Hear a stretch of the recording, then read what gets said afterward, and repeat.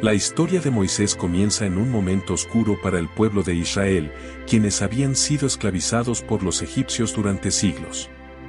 Egipto, la nación más poderosa de la época, se benefició enormemente de la fuerza de trabajo de los israelitas. Sin embargo, a medida que su número crecía, el faraón comenzó a temer que algún día pudieran volverse demasiado numerosos y fuertes y se rebelaran contra el dominio egipcio. Ante este temor, el faraón promulgó un edicto brutal: todo niño varón hebreo debía ser arrojado al río Nilo para asegurarse de que la población israelita no siguiera creciendo. Fue en medio de este clima de opresión y muerte que nació Moisés, un niño que ya desde su nacimiento estuvo destinado a un propósito extraordinario. Los padres de Moisés, Amram y Jocabed, eran israelitas de la tribu de Leví, y como todos los demás, vivían bajo el peso de la esclavitud. Pero cuando nació su hijo, Jocabed vio algo especial en él y, movida por una profunda fe en Dios, decidió protegerlo, desafiando la orden del faraón. Durante 3 meses, lo escondió en su hogar, manteniéndolo fuera del alcance de los guardias egipcios que buscaban a los bebés varones para cumplir con el decreto. Sin embargo, llegó un momento en que Jocabed ya no pudo ocultarlo más. En un acto de desesperación y confianza en Dios, decidió hacer algo audaz. Preparó una pequeña cesta de juncos, la cubrió con brea para impermeabilizarla y colocó al bebé dentro. Luego, con un corazón lleno de angustia y esperanza, dejó la cesta en el río Nilo, confiando en que Dios cuidaría de su hijo. Aquí es donde vemos la mano de la providencia divina en acción. Lo que parecía ser un acto de abandono era, en realidad, el primer paso en el plan de Dios para salvar a Moisés y, a través de él, liberar a todo el pueblo de Israel. La cesta, que flotaba a la deriva en el río, fue llevada por las corrientes hasta un lugar inesperado, el palacio del faraón. Y como si el destino estuviera dirigiendo cada detalle, fue precisamente la hija del faraón quien encontró al bebé mientras se bañaba en el Nilo. La hija del faraón, al ver al pequeño Moisés llorando en la cesta, sintió compasión por él, reconociendo que era un niño hebreo. Movida por la ternura y el deseo de protegerlo, decidió adoptarlo como su propio hijo. En un giro increíble, Jocabed, la madre biológica de Moisés, fue contratada como nodriza para cuidar del niño, permitiéndole permanecer cerca de su familia, al menos durante los primeros años de su vida. A través de este sorprendente giro de los acontecimientos, Dios no solo protegió a Moisés de una muerte segura, sino que lo colocó en el corazón del mismo sistema opresor que algún día desafiaría. Moisés fue criado como un príncipe en la corte egipcia, con acceso a la mejor educación y privilegios. Mientras crecía, fue instruido en la cultura, la política y las artes militares egipcias, lo que lo preparó, aunque él no lo supiera, para la gran misión que Dios tenía reservada para él. Este relato de su nacimiento es un poderoso testimonio de la providencia divina. A pesar de las circunstancias difíciles y aparentemente insuperables, Dios tenía un plan para Moisés desde el principio. Cada detalle, desde la decisión de Jocabed de esconder a su hijo, hasta el momento en que la hija del faraón lo encontró, estaba bajo el control soberano de Dios. Nada estaba fuera de lugar, cada paso fue dirigido para asegurar que Moisés sobreviviera y fuera preparado para su futuro como el líder de Israel. La providencia de Dios en la vida de Moisés no solo demuestra el cuidado personal que Dios tiene por sus hijos, sino que también subraya un principio fundamental en las Escrituras. Dios puede orquestar incluso las situaciones más desesperadas para cumplir con sus propósitos más grandes. El niño que fue abandonado a las aguas del Nilo no solo fue rescatado, sino que se convirtió en el libertador que guiaría a Israel hacia la libertad, un reflejo del plan redentor de Dios para toda la humanidad. El nacimiento de Moisés es, por tanto, mucho más que el inicio de la vida de un líder. Es un recordatorio de que Dios está presente incluso en los momentos más oscuros, y que su providencia trabaja a través de los acontecimientos más pequeños y aparentemente insignificantes para cumplir su voluntad perfecta. Después de haber sido criado como un príncipe en el palacio del faraón, Moisés se enfrentó a una realidad que no podía ignorar, su identidad como hebreo. Aunque había crecido en medio del lujo y el poder, nunca perdió de vista que su pueblo, los israelitas, vivía en condiciones de esclavitud bajo la mano opresiva de Egipto. Su corazón se llenaba de dolor al ver las injusticias que sufrían los hebreos, y esa tensión entre su vida privilegiada y el sufrimiento de su pueblo lo llevó a tomar una decisión que cambiaría su destino para siempre. Un día, Moisés salió a observar las labores de los hebreos, y vio a un egipcio maltratando brutalmente a uno de sus compatriotas. Impulsado por la ira y el deseo de justicia, Moisés intervino, golpeando al egipcio hasta matarlo. En ese momento, creyó que estaba actuando como un libertador para su pueblo, pero la realidad fue muy distinta. Temiendo las consecuencias de su acto, Moisés huyó de Egipto y se refugió en el desierto de Madián, donde vivió como un hombre exiliado, alejándose de su pasado y de la vida en el palacio. En Madián, Moisés se casó con Séfora, la hija de Jetro, un sacerdote madianita, y se dedicó a pastorear ovejas, llevando una vida tranquila y simple. Sin embargo, aunque Moisés se había alejado de Egipto, Dios no había terminado con él. De hecho, su exilio no era un escape de su destino, sino una etapa de preparación para el llamado más grande que jamás recibiría. Un día, mientras cuidaba de las ovejas de su suegro cerca del monte Horeb, también conocido como el monte de Dios, Moisés experimentó un encuentro divino que cambiaría el curso de su vida. Mientras caminaba por el desierto, vio una zarza ardiendo, pero lo sorprendente era que, aunque la zarza estaba envuelta en llamas, no se consumía. Intrigado por esta visión, Moisés se acercó para investigar. Fue entonces cuando escuchó una voz que lo llamó por su nombre, Moisés. Moisés. Sobrecogido por el asombro y el temor, Moisés respondió, «Aquí estoy». La voz le ordenó que no se acercara más y que se quitara las sandalias, porque el lugar en el que estaba era tierra santa. Moisés se dio cuenta de que no estaba solo, y que el Dios de sus antepasados, el Dios de Abraham, Isaac y Jacob, le estaba hablando. Dios le reveló que había escuchado el clamor de su pueblo oprimido en Egipto y que había visto su sufrimiento. Ahora, Moisés, quien había intentado actuar por su propia cuenta como libertador, estaba siendo llamado por Dios mismo para llevar a cabo una misión divina, liberar a los israelitas de la esclavitud egipcia. Dios le dijo, «He descendido para librarlos de mano de los egipcios y sacarlos de esa tierra a una tierra buena y espaciosa, una tierra que fluye leche y miel». Y Moisés sería el líder que guiaría al pueblo en esta monumental tarea. Sin embargo, Moisés no estaba seguro de ser el hombre adecuado para tal misión. Después de años de haber vivido en el anonimato en Madián, había perdido toda confianza en sí mismo. Le dijo a Dios, «¿Quién soy yo para ir al faraón y sacar de Egipto a los israelitas?». Pero Dios no buscaba un hombre con confianza en sus propias capacidades, sino alguien que dependiera completamente de él. La respuesta de Dios fue clara, «Yo estaré contigo». Este sería el fundamento de todo lo que Moisés haría, la presencia de Dios con él. A pesar de la promesa de Dios, Moisés seguía lleno de dudas y le hizo muchas preguntas. ¿Qué diré si me preguntan quién me envió?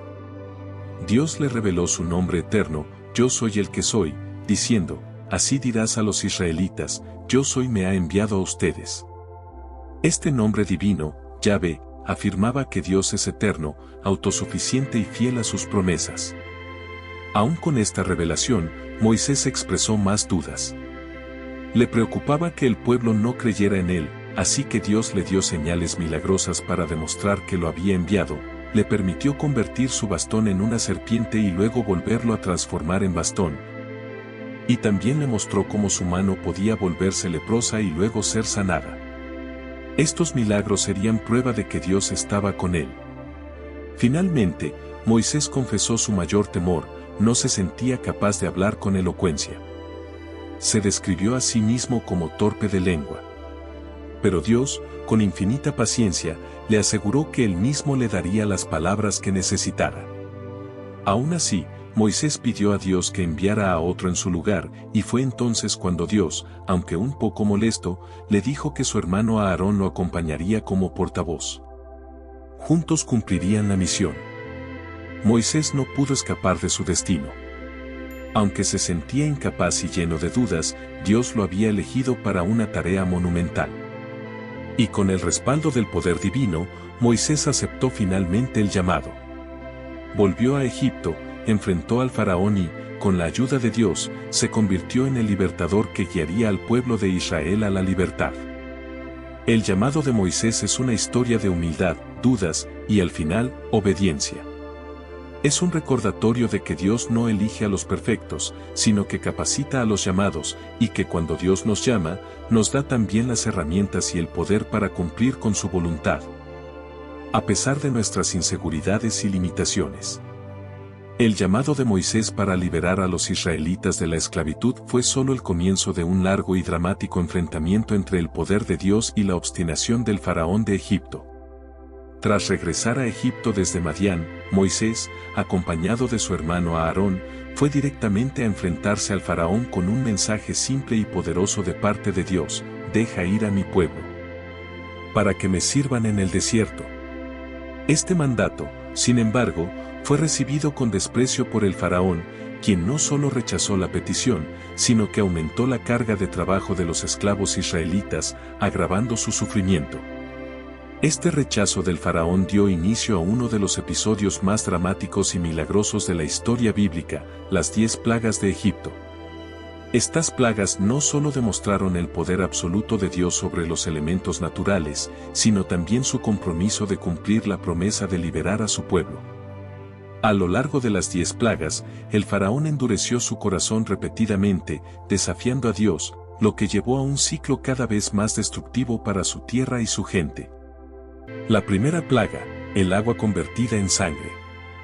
La primera señal del poder de Dios vino en forma de juicio sobre el río Nilo, la fuente de vida de Egipto.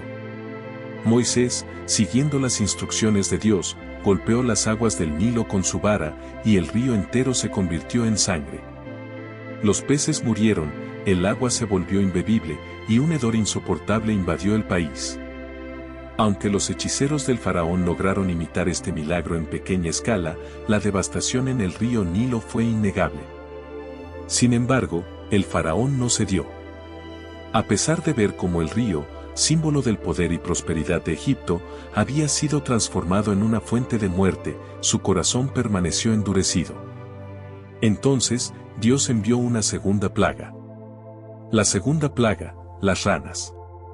Moisés y Aarón, nuevamente obedeciendo a Dios, extendieron su mano sobre las aguas, y una multitud de ranas emergió, cubriendo toda la tierra de Egipto. Las ranas invadieron las casas, los campos y hasta los lechos de los egipcios. El caos que causaron fue inmenso. Esta vez, el faraón suplicó a Moisés que rogara a Dios para que eliminara las ranas, y prometió liberar a los israelitas. Sin embargo, una vez que la plaga cesó, el faraón rompió su promesa y se negó a dejar partir al pueblo. La tercera y cuarta plaga, los piojos y las moscas. La tercera plaga fue una invasión de piojos. Moisés golpeó el polvo de la tierra, y este se convirtió en pequeños insectos que infestaron a las personas y animales de Egipto. Aunque esta plaga fue insoportable, el faraón continuó con su resistencia. Luego, Dios envió una cuarta plaga, nubes densas de moscas que cubrieron todo Egipto, excepto la región de Gosén, donde vivían los israelitas. Este detalle era un claro mensaje: Dios estaba haciendo una distinción entre su pueblo y los egipcios. Sin embargo, a pesar del sufrimiento de su pueblo, el faraón una vez más se retractó de su promesa de liberar a los israelitas. La quinta plaga, la muerte del ganado. En la quinta plaga, Dios envió una peste mortal sobre los animales de Egipto.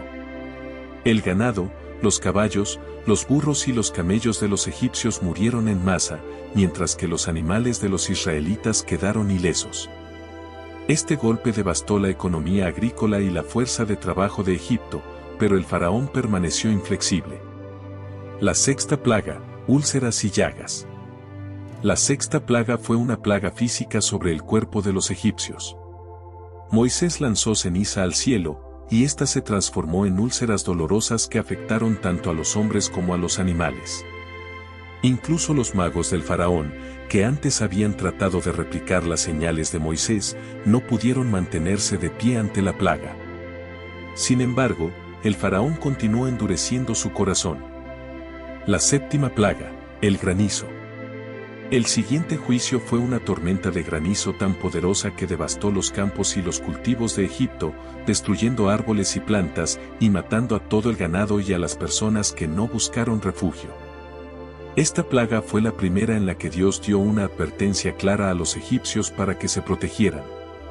Algunos egipcios comenzaron a temer a Dios y siguieron las instrucciones de Moisés, pero el faraón se mantuvo obstinado.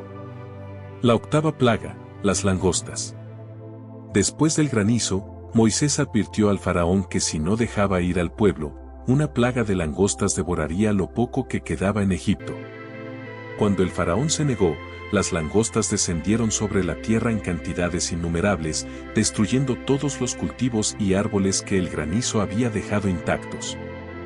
La destrucción fue total, y Egipto quedó al borde de la ruina. La novena plaga, la oscuridad. La penúltima plaga fue una oscuridad total que cubrió Egipto durante 3 días. Era una oscuridad tan densa que los egipcios no podían moverse ni verse unos a otros.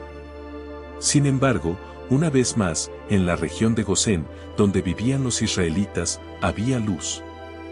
A pesar de esta señal clara del poder de Dios, el faraón permaneció inmutable, negándose a liberar a los israelitas.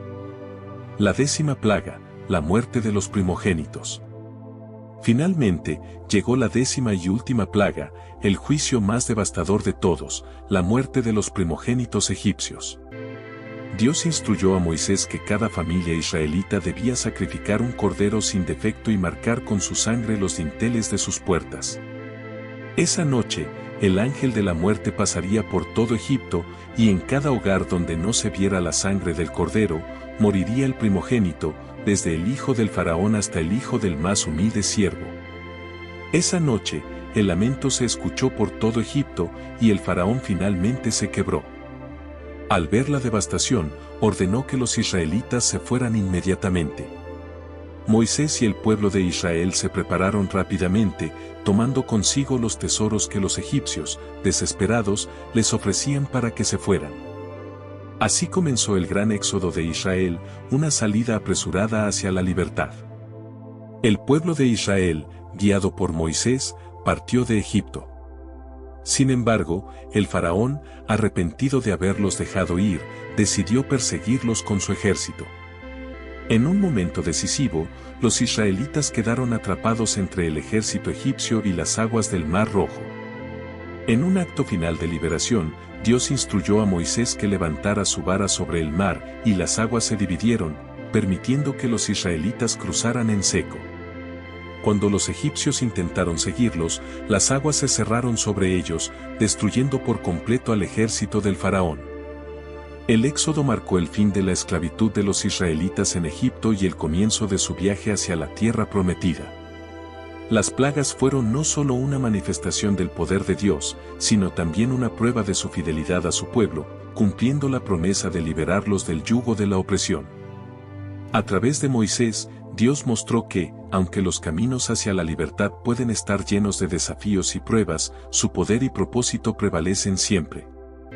Después del dramático escape de Egipto y el cruce milagroso del Mar Rojo, el pueblo de Israel comenzó su largo viaje hacia la tierra prometida, guiado por Moisés y sostenido por la provisión y la protección de Dios.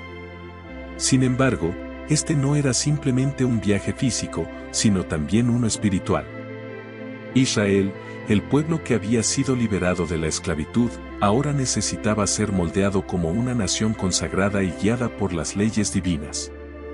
Este momento crucial en su historia ocurrió en el monte Sinaí, donde Dios establecería un pacto especial con su pueblo, un pacto que definiría la relación entre Dios e Israel por generaciones. Casi 3 meses después de salir de Egipto, los israelitas llegaron al desierto del Sinaí y acamparon al pie del monte Sinaí. Este no era un lugar común. Era un monte sagrado donde Moisés ya había tenido un encuentro con Dios a través de la zarza ardiente. Ahora, Dios estaba a punto de manifestarse nuevamente, no solo a Moisés, sino a todo el pueblo de Israel. Este sería el escenario para uno de los momentos más trascendentales de la historia bíblica. Dios llamó a Moisés a subir al monte, y allí le dio un mensaje para el pueblo de Israel. Dios le recordó a Moisés lo que había hecho por ellos, cómo los había sacado de Egipto como sobre alas de águila y los había traído hasta ese momento. Luego, Dios le ofreció a Israel un pacto solemne: si obedecían su voz y guardaban su alianza, serían su especial tesoro entre todas las naciones, un reino de sacerdotes y una nación santa. Moisés descendió del monte y comunicó estas palabras al pueblo, y todos respondieron con una sola voz: haremos todo lo que el Señor ha dicho. Con la aceptación del pueblo, Dios se dispuso a establecer el pacto formalmente. Pero este pacto no sería solo con Moisés en privado, sería una experiencia que toda la nación presenciaría. Dios ordenó a Moisés que consagrara al pueblo y les dijera que se prepararan durante 3 días, lavando sus ropas y absteniéndose de cualquier cosa que los contaminara, porque en el tercer día, Dios descendería sobre el monte Sinaí. Se les advirtió que no debían tocar el monte ni acercarse demasiado, ya que la santidad de Dios era tan grande que cualquiera que lo hiciera moriría. Al tercer día, se produjo una manifestación espectacular de la presencia divina. El monte Sinaí estaba envuelto en humo y una densa nube, porque el Señor había descendido en fuego. Hubo relámpagos, truenos y el sonido ensordecedor de una trompeta que se hacía cada vez más fuerte. El monte temblaba violentamente, y el pueblo de Israel, aterrorizado ante la majestad de Dios, temblaba también. Era un recordatorio visible y poderoso de la santidad y el poder de Dios. Moisés subió al monte para encontrarse con Dios en medio de esta tremenda manifestación, y fue entonces cuando comenzó la entrega de las leyes divinas que regirían la vida de Israel. El corazón del pacto en el monte Sinaí fue la entrega de los 10 mandamientos, también conocidos como el Decálogo. Estas leyes fundamentales no solo establecerían las bases morales para la vida de los israelitas, sino también las directrices para su relación con Dios y entre ellos. Los 10 mandamientos fueron grabados por el propio dedo de Dios en 2 tablas de piedra y entregados a Moisés. Número 1. No tendrás dioses ajenos delante de mí. Este primer mandamiento establecía que Dios debía ser el único objeto de adoración de Israel, sin rival ni competencia. Número 2. No te harás imagen de lo que está arriba en el cielo, ni abajo en la tierra. Esto prohibía la creación y adoración de ídolos, reafirmando que Dios no podía ser representado por ninguna imagen material. Número 3. No tomarás el nombre del Señor tu Dios en vano. Dios les ordenó que respetaran y honraran su nombre, sin usarlo de manera frívola o irrespetuosa. Número 4. Acuérdate del día de reposo para santificarlo. Este mandamiento consagraba el 7º día como un día de descanso sagrado, un recordatorio del reposo de Dios tras la creación. Número 5. Honra a tu padre y a tu madre. El respeto y la obediencia a los padres se convirtió en un principio clave para la vida en comunidad. Número 6. No matarás. Este mandamiento prohibía el asesinato, subrayando el valor de la vida humana. Número 7. No cometerás adulterio. La pureza en las relaciones matrimoniales era fundamental para la estabilidad social. Número 8. No robarás. Este mandamiento protegía los derechos de propiedad. Número 9. No darás falso testimonio contra tu prójimo. Dios ordenaba que la verdad fuera respetada y defendida, especialmente en contextos legales. Número 10. No codiciarás. Más allá de las acciones, Dios también regulaba los deseos internos, prohibiendo la codicia hacia los bienes y relaciones de los demás. Estos mandamientos eran el centro del pacto, pero no eran la totalidad de las leyes. A lo largo de los días siguientes, Dios le entregó a Moisés una serie de leyes más detalladas que cubrían aspectos de la vida civil, moral y religiosa de Israel. Estas leyes incluían instrucciones sobre la justicia, el trato hacia los pobres y los extranjeros, las festividades religiosas y las ofrendas, entre muchas otras cosas. Después de recibir las leyes, Moisés descendió del monte Sinaí y las presentó al pueblo. Nuevamente, los israelitas afirmaron su compromiso diciendo, haremos todo lo que el Señor ha dicho. Para sellar formalmente este pacto, Moisés realizó un sacrificio. Tomó la sangre de los animales sacrificados y la roció sobre el altar y sobre el pueblo, declarando, esta es la sangre del pacto que el Señor ha hecho con ustedes de acuerdo con todas estas palabras. Este acto simbolizaba la unión del pueblo con Dios a través del pacto y su compromiso de cumplir con sus mandamientos. Sin embargo, mientras Moisés estaba en el monte Sinaí recibiendo las tablas de la ley, el pueblo de Israel cayó en un grave pecado. Al ver que Moisés tardaba en descender, comenzaron a desesperarse y convencieron a Aarón para que les hiciera un ídolo. Aarón moldeó un becerro de oro, y los israelitas comenzaron a adorarlo, rompiendo el primer y segundo mandamiento casi de inmediato. Cuando Moisés descendió del monte y vio lo que el pueblo había hecho, en su ira rompió las tablas de la ley, un símbolo del quebrantamiento del pacto por parte de Israel.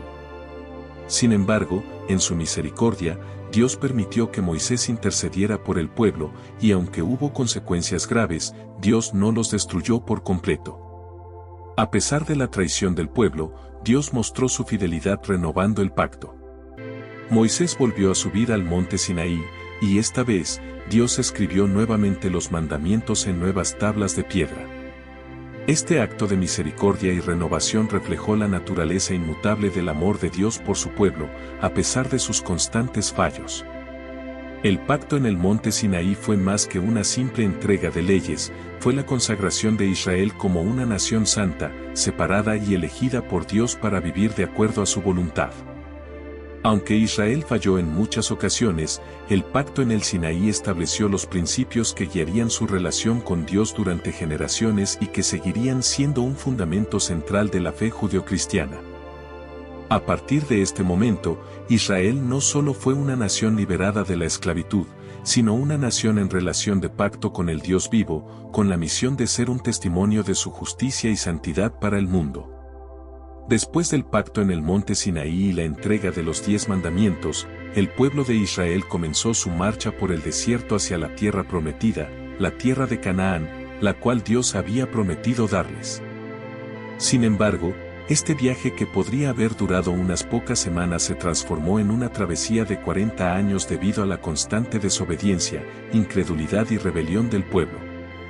A pesar de haber sido testigos de las poderosas obras de Dios en Egipto, la apertura milagrosa del Mar Rojo, la provisión diaria de maná y agua en el desierto, y la entrega de la ley en el monte Sinaí, el pueblo de Israel rápidamente cayó en quejas y rebelión. Este periodo en el desierto se convirtió en una prueba tanto para el pueblo como para Moisés, su líder, quien debía interceder repetidamente ante Dios en favor de los israelitas. Una de las primeras pruebas que enfrentó el pueblo fue la escasez de alimentos. Poco después de su salida de Egipto, los israelitas comenzaron a quejarse contra Moisés y Aarón, añorando la comida que tenían en Egipto, aunque eran esclavos. Decían, ojalá hubiéramos muerto a manos del Señor en Egipto. Allí nos sentábamos junto a ollas de carne y comíamos todo el pan que queríamos. En lugar de confiar en que Dios los guiaría y proveería para ellos, la fe del pueblo se desvaneció rápidamente ante la adversidad. Dios, en su misericordia, respondió enviando maná, un alimento celestial que caía cada mañana como rocío. Este maná, una especie de pan del cielo, era lo suficiente para sustentar al pueblo cada día. También les envió codornices para que tuvieran carne. Sin embargo, a pesar de esta provisión milagrosa, los israelitas continuaron quejándose y poniendo a prueba la paciencia de Dios. El maná se convirtió en un símbolo de la provisión constante de Dios, y les enseñó a confiar en el día a día. No podían acumular el maná, pues se echaba a perder si intentaban guardarlo, lo que les recordaba que dependían completamente de la gracia de Dios para su sustento diario. A pesar de todo, sus quejas se repetían cada vez que surgía una dificultad. Otra gran prueba fue la falta de agua.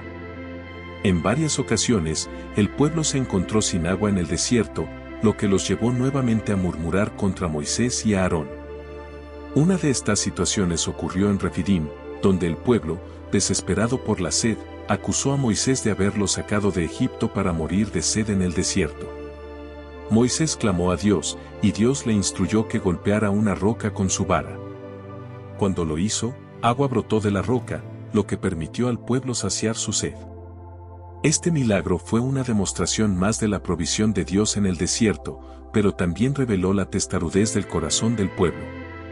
A pesar de haber visto repetidamente la mano de Dios obrando en su favor, los israelitas seguían respondiendo con incredulidad y quejas. Uno de los momentos más críticos en la travesía por el desierto fue cuando el pueblo llegó a las fronteras de la tierra prometida. Dios instruyó a Moisés que enviara 12 espías, uno de cada tribu, para explorar la tierra de Canaán y traer un informe sobre las condiciones del lugar, las ciudades y sus habitantes. Después de 40 días de exploración, los espías regresaron con 2 informes completamente diferentes. Por un lado, los espías confirmaron que la tierra era verdaderamente fértil, una tierra que fluye leche y miel. Trajeron consigo enormes racimos de uvas, como evidencia de la abundancia de la tierra. Sin embargo, 10 de los espías se concentraron en los desafíos que habían visto, ciudades fortificadas y pueblos poderosos, incluidos gigantes descendientes de los anaquitas. Estos espías sembraron miedo entre el pueblo, diciendo, no podemos atacar a esa gente, es más fuerte que nosotros. Solo 2 de los espías, Josué y Caleb, trajeron un informe alentador. Confiaban en que Dios les daría la victoria, afirmando, la tierra que recorrimos es muy buena. Si el Señor se agrada de nosotros, nos llevará a esa tierra y nos la entregará. No se rebelen contra el Señor ni teman a la gente de la tierra. Pero el miedo se apoderó del pueblo, y en lugar de confiar en la promesa de Dios, clamaron para regresar a Egipto. Esta rebelión fue un punto de inflexión. Dios, cansado de la constante incredulidad y desobediencia del pueblo, decretó que esa generación no entraría en la tierra prometida. Como castigo, vagarían por el desierto durante 40 años, un año por cada día que los espías exploraron la tierra, hasta que toda esa generación muriera. Solo Josué y Caleb, quienes habían confiado en Dios, serían los únicos de esa generación que entrarían en Canaán. Otro acto significativo de rebelión ocurrió cuando un levita llamado Coré, junto con otros líderes del pueblo, desafiaron la autoridad de Moisés y Aarón. Coré y su grupo afirmaban que Moisés y Aarón se habían arrogado demasiado poder y que toda la congregación era santa, no solo ellos. En esencia, Coré cuestionaba el liderazgo que Dios mismo había establecido. Dios, en respuesta, demostró claramente que había escogido a Moisés y a Aarón. En un juicio dramático, la tierra se abrió y tragó a Coré y a todos los que lo seguían, demostrando que la rebelión contra los líderes designados por Dios era una rebelión contra Dios mismo. Este evento fue un recordatorio tanto para los israelitas como para Moisés de que Dios no toleraría la desobediencia y el desafío a su autoridad.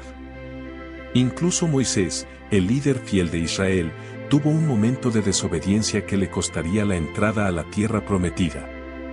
En una ocasión, el pueblo nuevamente se quejó de la falta de agua, y Dios le dijo a Moisés que hablara a una roca para que ésta diera agua.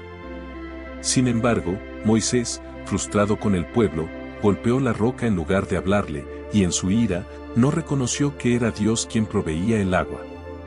Este acto de desobediencia, aunque aparentemente menor, fue considerado una falta de fe en Dios, y por ello, Dios le dijo a Moisés que no entraría en la tierra prometida.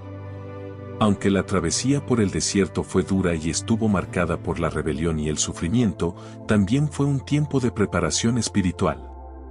Dios usó el desierto para enseñar al pueblo a depender completamente de él. El desierto simbolizaba la purificación de Israel, donde debían dejar atrás la mentalidad de esclavos y aprender a confiar en Dios como su proveedor, protector y líder. Dios les proporcionó maná, agua y protección durante esos 40 años, pero también los disciplinó por su desobediencia. El desierto fue tanto un lugar de juicio como de gracia, donde Dios moldeó a una nueva generación que estaría lista para entrar en la tierra prometida, liderada por Josué. El tiempo en el desierto fue un periodo crucial en la historia de Israel. Aunque estuvo marcado por la rebelión constante del pueblo, también fue un tiempo en el que Dios demostró su paciencia, su provisión y su disciplina. A través de las pruebas del desierto, Israel aprendió las consecuencias de la desobediencia, pero también experimentó la misericordia de Dios. Aunque la generación que salió de Egipto no pudo entrar en la tierra prometida, Dios permaneció fiel a su promesa, guiando a la siguiente generación hacia la libertad y el cumplimiento de su destino en Canaán. Después de 40 años de vagar por el desierto, el pueblo de Israel finalmente llegó a las fronteras de la tierra prometida, la tierra de Canaán, que Dios había jurado darles a sus antepasados, Abraham, Isaac y Jacob. Sin embargo, el viaje de Moisés, el líder que los había guiado desde Egipto, estaba llegando a su fin. Aunque Moisés había sido fiel en gran parte de su vida, un error significativo le impediría cruzar el río Jordán y entrar con su pueblo en la tierra que tanto había anhelado ver. El motivo por el que Moisés no entraría en la tierra prometida estaba relacionado con un incidente específico ocurrido durante los últimos años en el desierto. En una ocasión, el pueblo de Israel nuevamente se quejó por la falta de agua, algo que había sido una fuente de tensión recurrente a lo largo de su travesía. Dios, en su misericordia, le ordenó a Moisés que hablara a una roca para que de ella brotara agua, tal como lo había hecho antes. Sin embargo, Moisés, frustrado con la constante incredulidad y quejas del pueblo, en lugar de hablarle a la roca, la golpeó con su vara, desobedeciendo la orden específica de Dios. A pesar de la desobediencia, Dios hizo que el agua brotara de la roca, pero le dijo a Moisés que debido a su falta de fe y desobediencia en ese momento, no tendría el privilegio de entrar en la tierra prometida. Aunque este fue un acto aislado, revelaba un problema profundo en el corazón de Moisés en ese momento, ya que, en su ira, había fallado en representar correctamente a Dios ante el pueblo. A pesar de que Moisés no entraría en Canaán, continuó guiando al pueblo hasta las fronteras de la tierra, manteniéndose fiel a su llamado hasta el final. En este periodo final, Moisés se encargó de preparar al pueblo para la conquista de la tierra prometida. Dio una serie de discursos que quedaron registrados en el libro de Deuteronomio, donde recapituló las leyes de Dios, recordó las grandes obras que él había hecho y exhortó al pueblo a obedecer y seguir el pacto con Dios. Deuteronomio es, en muchos sentidos, el testamento final de Moisés, en el que él repite las leyes y los mandamientos que Dios había dado a Israel en el monte Sinaí. Y enfatiza la necesidad de fidelidad a Dios una vez que entren en la tierra. Moisés sabía que, aunque el pueblo de Israel pronto tendría un nuevo hogar, las tentaciones de la idolatría y la desobediencia serían constantes. Por lo tanto, los animó a recordar que su éxito y bienestar en la tierra prometida dependían de su obediencia a Dios y su fidelidad a los términos del pacto. Moisés también ungió a Josué como su sucesor. Dios había elegido a Josué, uno de los 2 espías que había demostrado fe en Dios cuando exploraron Canaán 40 años antes, para liderar al pueblo en la conquista de la tierra prometida.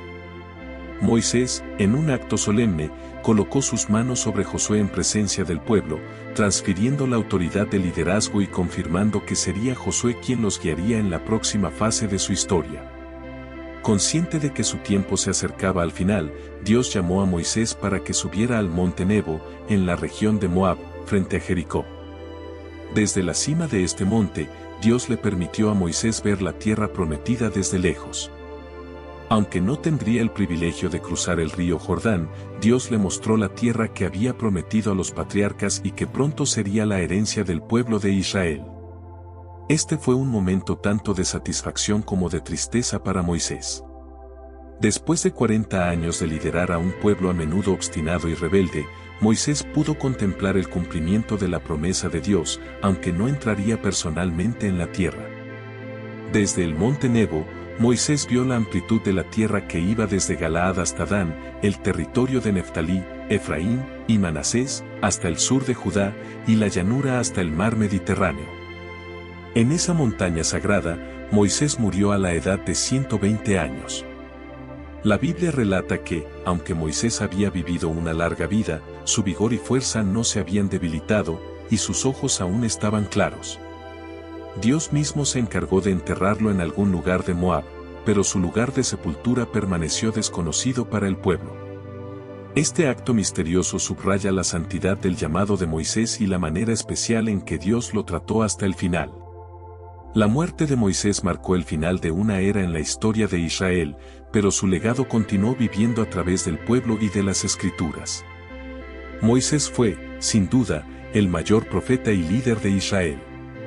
La Biblia dice que nunca más se levantó en Israel un profeta como Moisés, a quien Dios conoció cara a cara. Su vida estuvo marcada por una relación íntima con Dios, desde su encuentro en la zarza ardiente hasta las conversaciones que tuvo con él en la cima del monte Sinaí. Moisés no solo fue el libertador de Israel de la esclavitud en Egipto, sino también el mediador del pacto entre Dios y su pueblo. A través de Moisés, Dios entregó la ley, la cual sería la guía para la vida moral, civil y religiosa de Israel. Esta ley no solo definiría a Israel como una nación santa, sino que también revelaría el carácter de Dios, un Dios justo, santo y misericordioso. A pesar de sus fallas humanas, Moisés es recordado como un hombre de fe y un líder que intercedió incansablemente por su pueblo, aun cuando ellos se rebelaban contra Dios. Su vida es un testimonio del poder de Dios para usar a los imperfectos para llevar a cabo su voluntad perfecta. Tras la muerte de Moisés, Josué tomó el liderazgo del pueblo de Israel. Bajo su mando, los israelitas cruzaron el río Jordán y comenzaron la conquista de Canaán, cumpliendo así la promesa que Dios había hecho a Abraham siglos antes. Aunque Moisés no entró físicamente en la tierra prometida, su liderazgo y obediencia a Dios prepararon al pueblo para este momento crucial en su historia. La entrada a la tierra prometida fue el cumplimiento del pacto de Dios con Israel, pero también marcó el comienzo de una nueva etapa de desafíos y bendiciones. Israel tendría que aprender a confiar en Dios mientras conquistaban y se establecían en la tierra, recordando siempre las lecciones que habían aprendido bajo el liderazgo de Moisés en el desierto. El final de la vida de Moisés es una mezcla de victoria, legado y tristeza. Aunque no pudo entrar en la tierra prometida, fue el líder que Dios eligió para liberar a su pueblo de la esclavitud y guiarlos a través del desierto, preparando el camino para que Israel heredara la tierra. Moisés, como profeta, legislador e intercesor, dejó una marca indeleble en la historia de Israel y en la historia de la fe. Su vida nos enseña que, aunque podamos no ver el cumplimiento final de todas las promesas de Dios en nuestra propia vida, podemos confiar en que Dios es fiel y que su propósito será cumplido. El viaje de Moisés es un recordatorio de que la vida de fe es tanto un peregrinaje como un propósito, y que, incluso en nuestras limitaciones humanas, Dios puede hacer grandes cosas a través de nosotros.